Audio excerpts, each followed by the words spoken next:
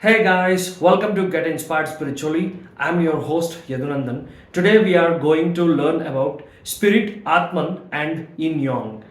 So we might be seeing, continuously on in online websites that people commonly use spirit for Atman. So there is fundamentally, Atman is very different from spirit. Okay, so spirit, as per it, is actually an Abrahamic religious, concept where which states that a spirit is actually a kind of an inherent part of the physical body. It is like a software where the body is the hardware. For the hardware to be functioning properly, or without the software, the hardware will be useless. So anything, there are a number of examples that we can give. So spirit is something that takes care of all the elemental functions of the body, like breathing and involuntary functions of the body. So anything, so that's how they coin spirit. However, sorry. The Vedic Dharma or the Sanatana Dharma uses Atman. Atman is very different from spirit. Atman is something, is you can call that as your real self. Okay, so beyond your physical body, you are an Atman, and Atman has an independent existence beyond this physical body. However, Abrahamic religions will not agree with that. So what they see is that without the physical body, spirit cannot exist at all. So life after that is also, it is, these are very, we can call that, these are very primitive philosophies. They don't give, proper explanation on life after that, or how exactly the spirit after the body will reside or exist, continue to exist after we are dead, or anything as such. However, Sanatana Dharma considers everyone as Atman. So, including all living beings are considered to be Atmans or Jivas. So this way we do that, and we have a very very comprehensive explanation on what exactly or who is an Atman and why do we take birth. So that way it's all very much clear, and everything has been explained, and how we are and who we are and everything. So in this explanation, I mean, different philosophers have tried to explain who is an Atman, and also the Brahman or the creator, and what is actually the relationship between Atman and Paramatma. So this way there are different philosophies. Hope you have understood these two concepts what we have tried to explain now. Coming to the different philosophies about the relationship between Atman and Paramatma. So there are different philosophies, and one of the popular school of philosophical thought is Advaita. So and one of the famous acharyas which we can which we have been encountering all time is Adi Shankaracharya, so who is believed to be an incarnation of Shiva. So one thing is, before to Shankaracharya, I mean, there was Bhaskara Advaita. So what is very famous now, what we are following, and is actually Shankara Advaita. So before to Shankaracharya, there was Bhaskaracharya. So where Bhaskaracharya also tried to explain the relationship between Atma and Paramatma. So that way he has explained, and we have various other philosophies like Ajivikas, Nayayakas, and Charvakas, and so many philosophies, Jainism, so Buddhism, and everywhere, So even one of the key things of that is very common to Jainism and Buddhism is they refer to Atman, and even they have different interpretations of Atman, which is very specific to their philosophies. So we are not going in detail in this video, because we will be making a separate video with proofs and things. So but one thing what we really want to tell you in this video is don't be a follower. Okay, so basically what we see in all of these masses, they are like, we have this cult mentality that people want to think that everything, and they follow that is ultimate, and any philosophy or anything. So they are highly opinionated, and they are high on religion. So because, and although Sanatana Dharma is not a religion, But one of the biggest bad things, not a bad things, it's actually a mistake that they are doing, is that they fight against other schools of philosophical thoughts in Sanatana Dharma itself. So it's like movie fans, that my hero is greater than you, or oh no, your hero has done this.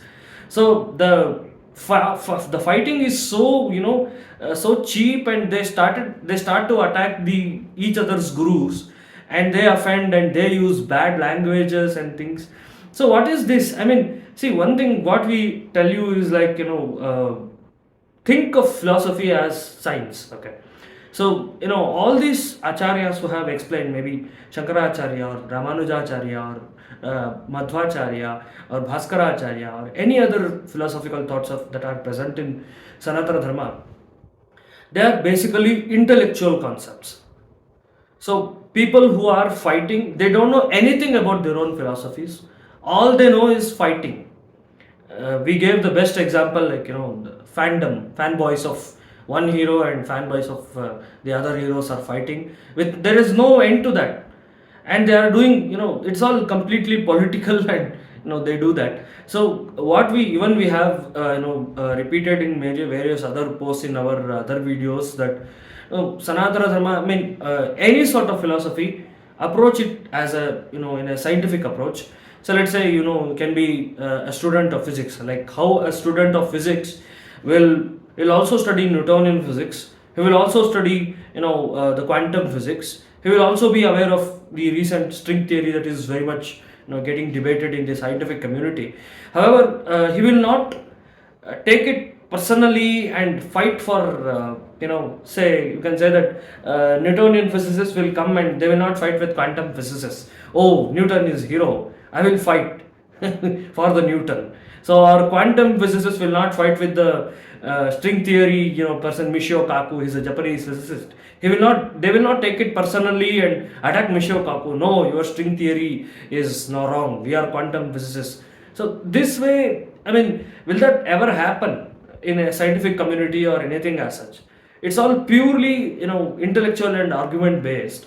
However, taking the arguments to the heart and taking it personally and attacking the other gurus or other people and making fun of them, what are we doing? Is it a civilized behavior? That we have to think. So this is cult mentality. People who don't know anything about their own religion or philosophy or gurus or anything will simply keep on fighting.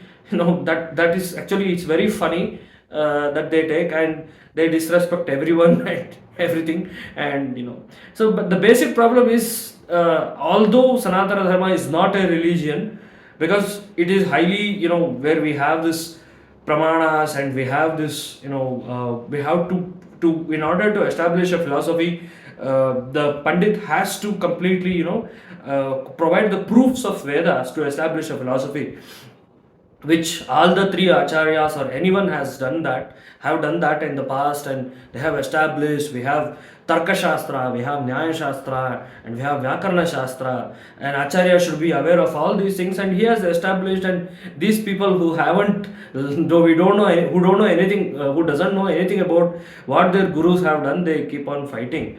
So that is not at all, a civilized behavior where they try to attack each other. It's not.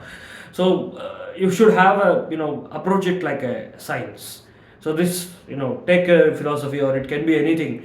It can be, Buddhist philosophy, it can be Taoist philosophy, or it can be Confucianism or anything. Study it, understand what are the pros and cons, understand for yourself, for your growth. See, ultimately, truth is what is very important. A person should be behind the truth. Not following this herd who doesn't know anything about their philosophy, or that's not good. If you really know, you will not be like that. So once you deeply study any philosophy, it can be Nietzsche, or it can be nihilism, or any sort of philosophy, or Stoic philosophy, or anything as such, or Christianity or Islam. If you study, if you really understand that you will never ever be enter into this skirmishes with the opposite clan. So religion, what is the problem with the religion? Or although Sanatana Dharma is not a religion, but still what we are taught is to hate other religions or other philosophy or other cult or belief systems and glorify ours. So this is not wrong. Every philosophy has got its own pros and cons. There are a lot of connections between Judaism and Buddhism, and there are a lot of connections between Buddhism and Sanatana Dharma. There are a lot of similarities between what Acharya Shankara has told, and even Vishishtadvaita, Ramanujacharya has told, and what Madhvacharya has told. So that way, if you follow an eclectic approach and understand the philosophies deeply, then you will grow spiritually. So this we wanted to tell. And the second topic that we are going to talk about is yin-yang. So yin-yang are the divine feminine and the divine masculine. Okay, so nowadays a lot of people, especially a lot of the spiritual websites are quoting a lot about or explaining a lot about the soulmate or twin flames and all these things. So before we move on to that, let us understand the divine feminine and the divine masculine. So we mentioned about Atman and his independent existence beyond the body and even after death also. So this divine feminine and masculine is they call Taoism, it call it as yin and yang, or any Buddhist philosophies, or any we call it as Vaidnanikavad. So they call that as yin and yang, and there is a lot of connection and similarity to what has been explained in Sanatana Dharma. Especially in Bhagavad Gita, Krishna quotes that as Purusha and Prakriti. There is a separate chapter in Bhagavad Gita that there is Purusha and Prakriti. So even there is mention of about this Purusha and Prakriti in various Upanishads, like Shat Prashna Upanishad. So Shat Prashna Upanishad will call this as Ravi and Rai. The sun god and his wife. So that way it is happening. And also they will also use, in one interpretation of Acharya Madhva interprets Ravi Rai as Lord Hanuman or Mukhya Prana and Bharati Devi and his wife. So that way different philosophical thoughts have interpreted. And Shaivic philosophies will interpret Purusha as Shiva, and the divine feminine as Shakti, Ma Parvati. So one thing what we have to understand is every Atman in this universe, irrespective of whether he is a Sattvic or anything, we have something what you call as Niyata Dampati system. Okay, so like every Atman has both. Atman doesn't have a gender. See, this yin and yang is not based on gender. It is actually specific to soul, and each and every soul has this masculine aspects in his right side, especially if you are a woman, like the right side is all completely into. Even with Shiva also, the Shiva is right side and Shakti is on the left side. So they are inseparable. So how Shiva is there, or Lord Narayana and Lakshmi is there, is so Narayana is more, the masculine aspects is more, and Shakti aspects, Parvati aspect or Lakshmi aspect will be less. So divine feminine will be less in case of a Shiva. So Parvati will be less and Shiva will be more on the right. So the same way in Ma Parvati, Shiva is an inherent part of Ma Parvati, and Parvati will be more, the divine feminine will be more, and the divine masculine will be less. So that way she is Parvati. So this way, however, an Atman, everybody has that. So that's where the concept of the twin flame or soulmate comes. Okay, so like how Shiva and Shakti are inseparable part of the Lord Shiva and Lord Parvati. So they are dual. Okay, so they are dual pairs. So they are pairs actually. The same way, every Atman has the divine masculine. If you say, if an Atman is a divine masculine, he has a part, has a less proportion of divine feminine. He has a his twin flame, who happens to be more less masculine and more feminine. So in case of people by origin, they are masculines. So both masculine and feminine are always complementary to each other. So this way, the same way, even in Buddhist philosophies, they agree. After body, the same way the world is completely, it can be analyzed and interpreted in terms of yin and yang. So one way is, I think in Taoism, Lao Tzu beautifully explains on how the yin and yang and how the cosmos is actually a dance of the yin and yang, or the Purusha or Prakriti, or Shiva and Shakti. So the recently, there was actually an astronomical, our astrophysicist ISRO went to beyond our galaxy, the root of our galaxy, and they have named two celestial objects as Shiva and Shakti, which is believed to be the root of our galaxy, that is Milky Way. So Milky Way is also called as Akasha Ganga. So where Shiva and Shakti, it is actually the dance. So that way it is there. So that's how the Vedic interpretation happens. So coming back to the Taoist interpretation of non-living being and living beings in terms of yin and yang. So in the starting of Tao Te Ching, the book written by Lao Tzu, which is considered to be which later on happened to become the Taoism. Actually, it is Taoism. It's an Mandarin word. It is pronounced as Tao, although the literal spelling is Tao. They pronounce it as Tao. So the Tao, so that way it happens.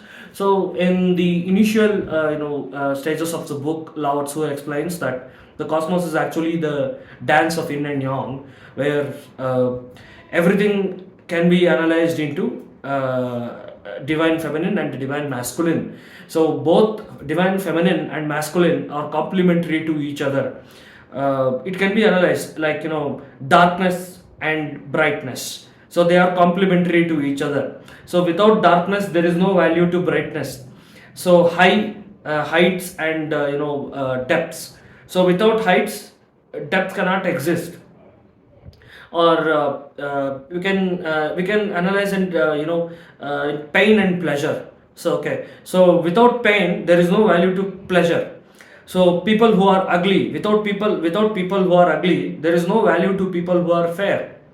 So that way you can analyze and interpret the each and every aspect of the universe. So it can be interpreted into activity and inactivity.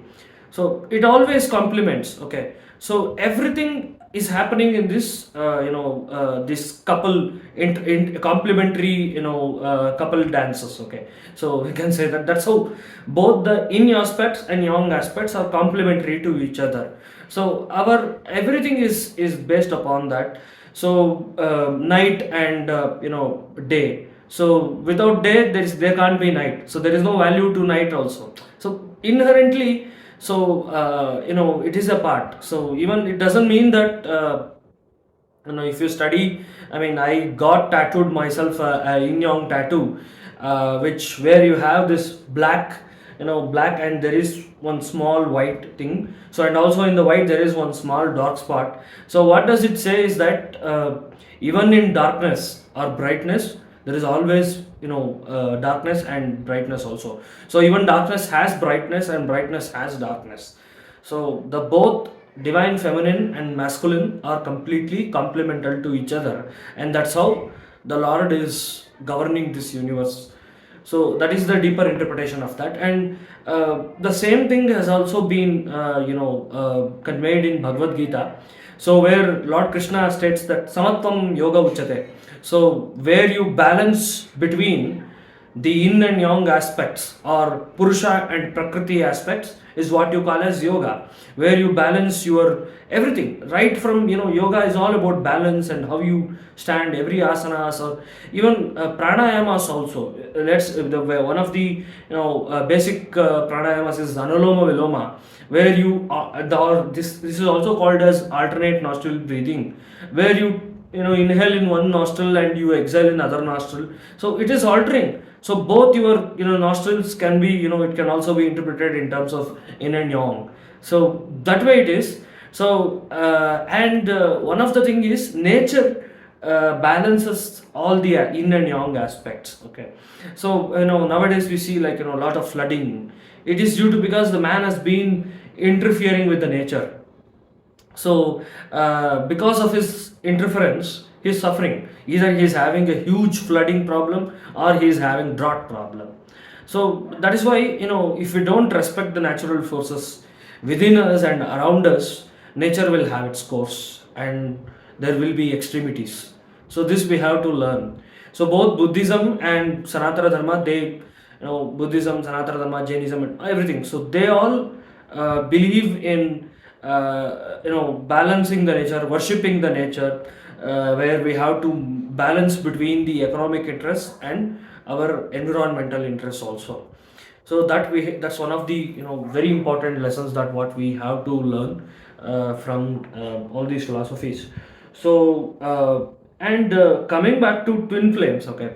So I think youth, after learning from these concepts, they will be keep on dreaming, or maybe how this romantic love is there. So people will fantasize that someone will come and their life will go very good. So I mean, this is very common thing, but even we wrote many videos also, because romantic love is nothing but the infatuation. So infatuation is the other form of lust. Okay, so twin flame or anyone who comes as a soulmate to you, not necessarily that you are incomplete. Okay, so a soul is complete.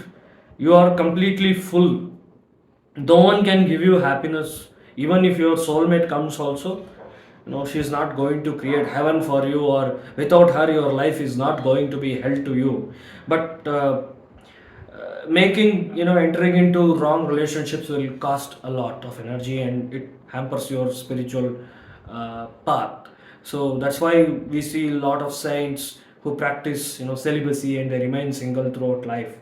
So that's one of the reasons why they don't want to, they abstain from having unwanted, unnecessary relationships. So that is what the sannyasatva or sannyasashrama is all about. So that way it goes. So hope you learned something valuable today. We will get back to you in the next video. Please support us. Please like, comment, share, and subscribe to our channel. Your support means a lot to us. We are into the mission of telling truths. We want to bust the lies, tell the people, help the people, lead a big, life of greater purpose, to awaken them spiritually. So we are trying that. Hope this inspires you. Thank you so much for watching.